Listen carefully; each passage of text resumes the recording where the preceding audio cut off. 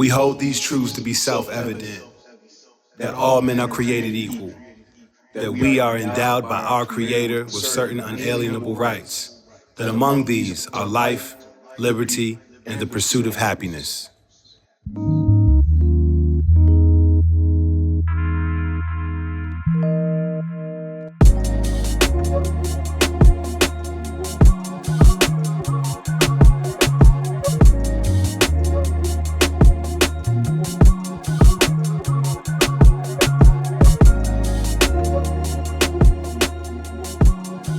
We're all finding our way through life. In some ways, or paths, or roads are a lot more rough than others. There are pitfalls, potholes, problems hidden in plain sight, unforeseen circumstances causing folks to crash. Though many may never recover, some get back on track. And there are many people with able hands ready to help. This is their story.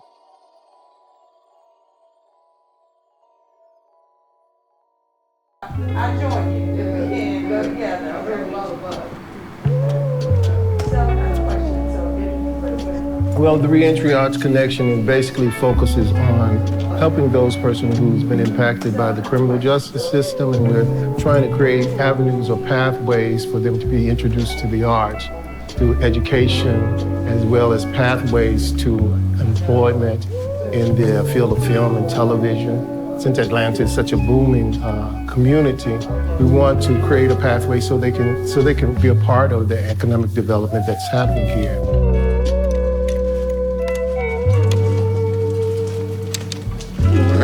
Clockwise, tighten up. Just come from the back. Sure. You're gonna head snap. Hit it quick. Come down. Here. There you go. Balance it like that. And come on the other side, lock it. Okay? Now what you want to do is you want to work on making sure that your tripod is level. The bubble is in the center. So It's in the center. okay, so you good? So okay. We have several classes that's under a program that we call Imagine This program. And this one has to do with digital storytelling. And the instructor for this particular class, the digital storytelling, is the same instructor for the next class. Starting off, as she reintroduced, coming out the break, okay, and she turns to the guest, you're gonna do a slow pan to give her that lead room, okay? All right. Okay, stand by. Are you all rolling? Rolling. Stand by in 3, 2, 1. Mike's cue.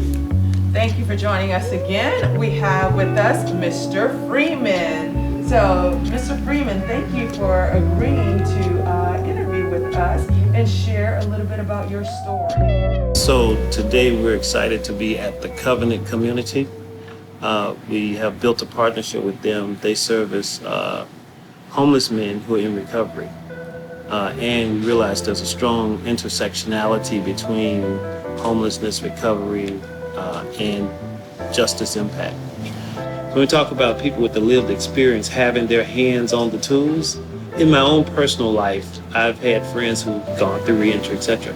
And I may have walked alongside them, but I really didn't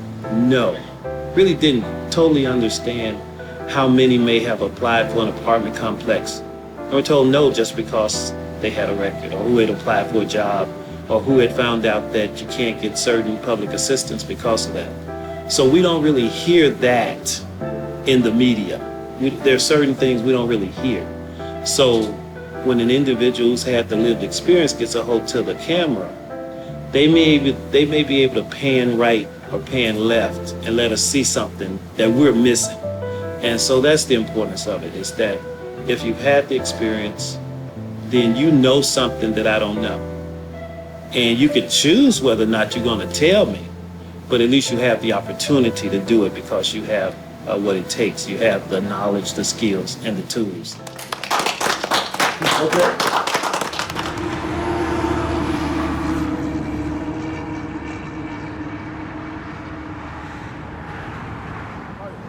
I've read, like, I've been on, like, man, like, it's just, I can't even begin to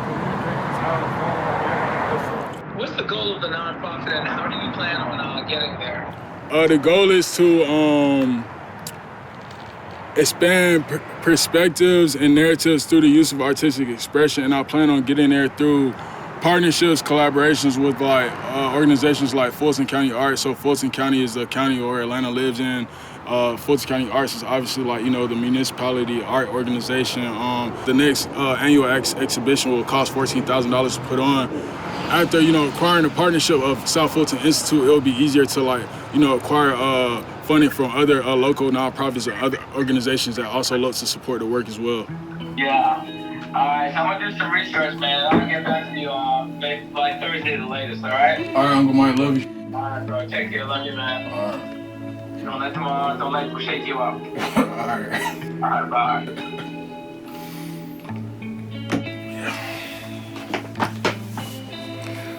It's a long conversation, man. Yeah, I knew to call him at the time, because I know it's always going to be like an hour. Because it's like,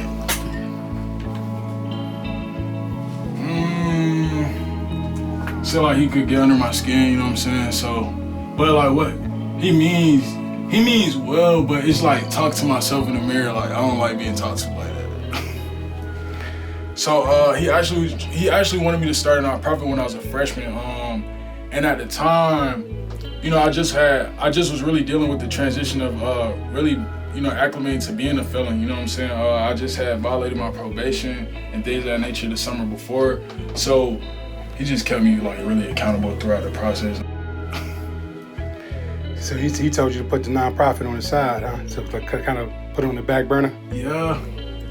I just realized like I have a lot of these connections, stuff like that, but there might not be as much of a rush to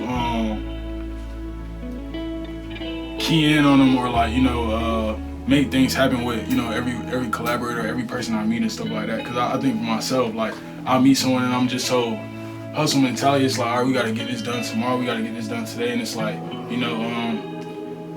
it's not going nowhere. I think that's the thing that I'm just getting used to now. Like just realizing like, this space, these resources, these opportunities like are not really going anywhere. You know what I'm saying? They gonna be here and stuff like that. So it's just, I think as Black people, and I know for myself, just I've like always operated like from a position of scarcity, just scared I'm losing opportunity, money. You know what I'm saying? So I think now it's just like post-graduation, being able to sit in a space where I can be affirmed to know like I could wake up tomorrow, this stuff will still be here. You know what I'm saying? Opportunity will still be here. Like, the goals, everything will still be here. So yeah, just trying to find a balance with that. Not only the arts is a form of creativity and art and entertainment, but it's also a discipline. And it's a discipline that can be used to manage a lot of different things in your life, and whether it's trauma, whether it's focus, life skills, or whatever the case may be. And some of the persons who have been impacted come with those particular issues or concerns, and through the arts, they are healing themselves and transforming themselves through that particular art form.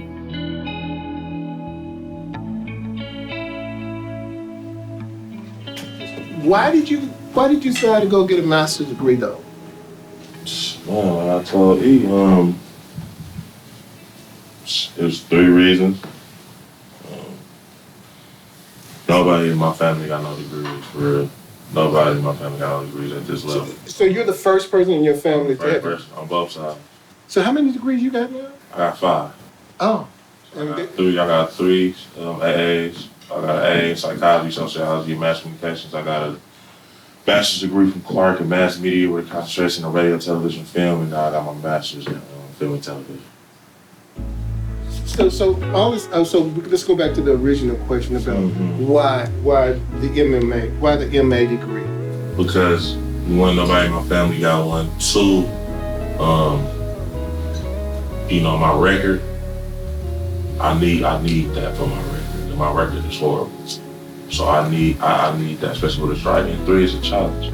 So when you said record, I'm help me understand. My felony, a home invasion, receiving stolen property in strike in California. Mm-hmm. So that followed me anywhere I go till I get sealed. So with having something like that major on your record, you need some paperwork behind you to to even get took serious in some type of degree.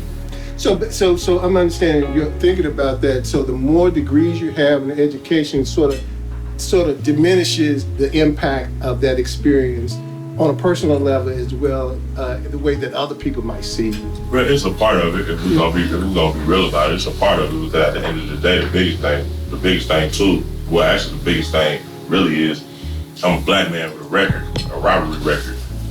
So me having this paperwork, I mean, it helps to to a good degree, but still, that answers your question. When you get out, you have to understand that God won't give you too much you can't bear, because you just got through that. I was in there for 4 years. I ain't no prison type of person. I got through that. Then I got here. Right? Now you gonna have your moments. You gonna in your head, you gonna overthink, your emotions gonna run wild, you gonna feel like can't nobody understand you. You gonna be institutionalized in some ways, you gonna be aggressive, you gonna be all these things, but at the end of the day, when you center yourself, you block out all the noise, and you stay tapped into your purpose and your goal, you're gonna go where you need to go, and you're gonna be who you wanna be.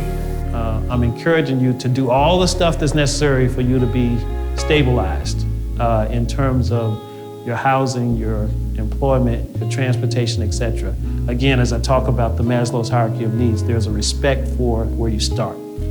I would say though, as you find yourself in a position, start tapping into what does Atlanta have to offer in the area of the arts. And so if your interest is theater, if your interest is music, if your interest is dance, look and see who's in town doing what, and then find ways to bump into that and allow it to enrich your life, enrich your relationships with people that you may share it with.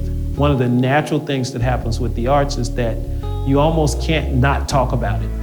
If you go see a play, if you go see a dance recital, if you go to a concert, chances are you're going to talk about it afterwards. So take advantage of those things.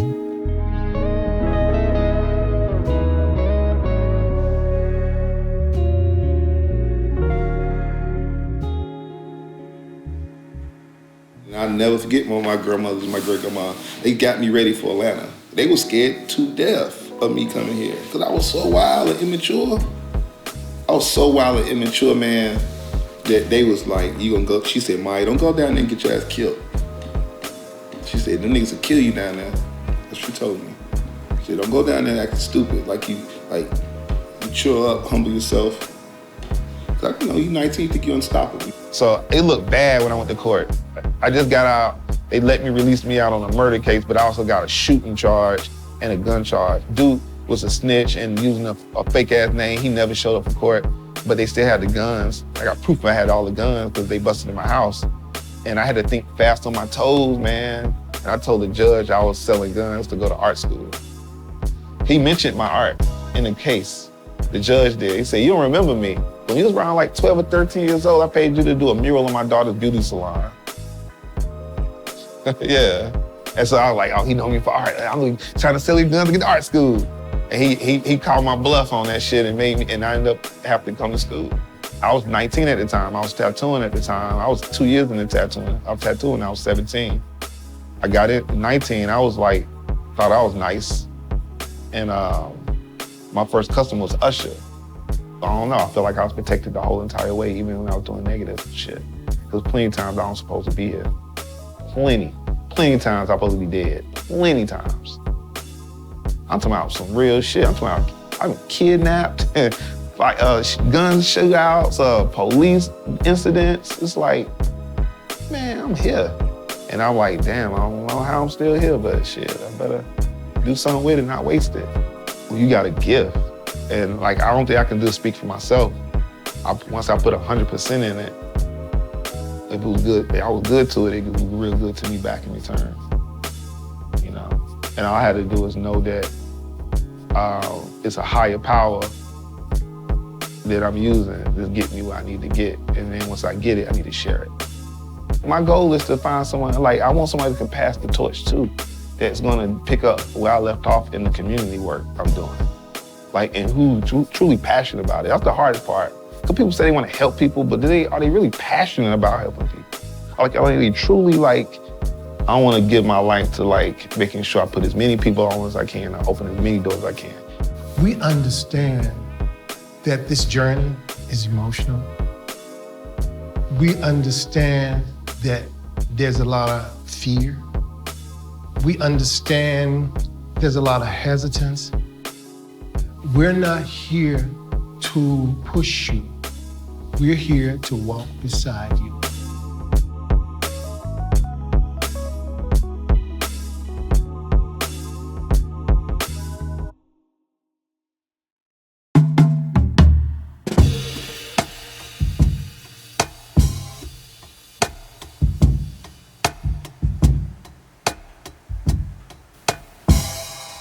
I am a human. Black man. I'm a community builder. I am a leader. I'm a dad. I'm a survivor. I'm a king. I am the future. I'm going great places. And despite being incarcerated, I am and I know I will reach all of my goals.